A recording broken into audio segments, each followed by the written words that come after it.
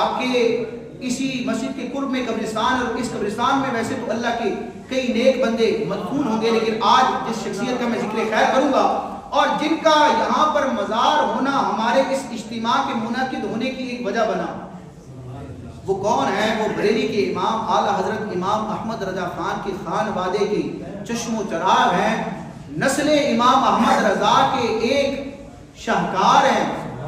اور صرف ایک واسطے سے جن کو اعلیٰ حضرت سے نسبی تعلق حاصل ہے، اعلیٰ حضرت امام اہل سنت کے بڑے صاحبزادے حجت الاسلام مفتی حامد رضا خان رحمۃ اللہ تعالیٰ علیہ کے چھوٹے صاحبزادے مفتی حماد رضا خان رحمۃ اللہ تعالیٰ علیہ کا مزار آپ کی مسجد کے قریب موجود ہے۔ ہو سکتا ہے کئی افراد کو معلوم بھی نہ ہو، ابھی میں یہاں پر حاضر ہونے سے پہلے ان کی بارگاہ میں حاضری دی ہے۔ یہ بھی عالم دین تھے، مفتی تھے، اعلیٰ حضرت کے مرید بھی تھے، اعلیٰ کے خلیفہ بھی تھے۔ عربی میں کہتے ہیں تحنیک، بچہ جب پیدا ہوتا ہے نا تو سب سے پہلے اس کو کوئی میٹھی چیز کھلائی جاتی ہے، اس کو گھٹی ڈالنا بھی کہتے ہیں، اس کو عربی میں کہتے ہیں تحنیک کی سنت ہے۔ نبی کریم علیہ السلام بھی صحابہ کرام کے ہاں جب کسی بچے کی ولادت ہوتی تو اس کو تحنیک کیا کرتے، صحابہ کرام لے کر آتے۔ امام حسن و حسین کو بھی حضور علیہ السلام نے تحنیک کرائی لعاب دہن کے ذریعے، تو یہ ایک سنت طریقہ ہے۔ تو حماد رضا خان یہ وہ ہستی ہیں جن کی تحنیک کرنے والے، گھٹی ڈالنے والے امام احمد رضا خان، ان کو آپ نے اپنے حلقے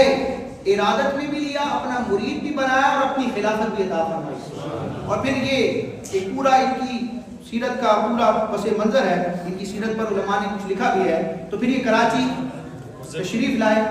ہند سے ہجرت کرتے ہوئے پاکستان سکر اور پھر کراچی آئے، اور پھر یہاں پر 40 یا 41 سال کی عمر میں، یعنی بہت مختصر سی عمر میں انہوں نے دنیا سے پردہ فرمایا۔ تو ان کا مزار ہے، آپ سے میں گزارش کروں گا جتنے احباب موجود ہیں،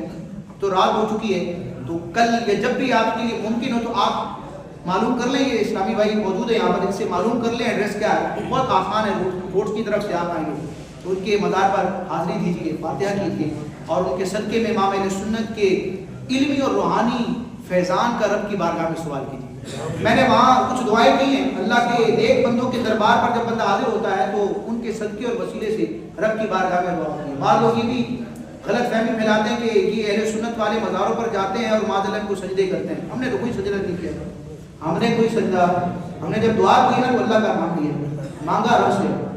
لیکن وابتغوا الیہ الوسیلہ، رب کو یہ محبوب ہے کہ میرے بندے مجھ تک پہنچنے کے لیے، مجھ سے برکت حاصل کرنے کے لیے میرے نیک بندوں کو اور نیک اعمال کو میری بارگاہ میں وسیلہ بنائیں۔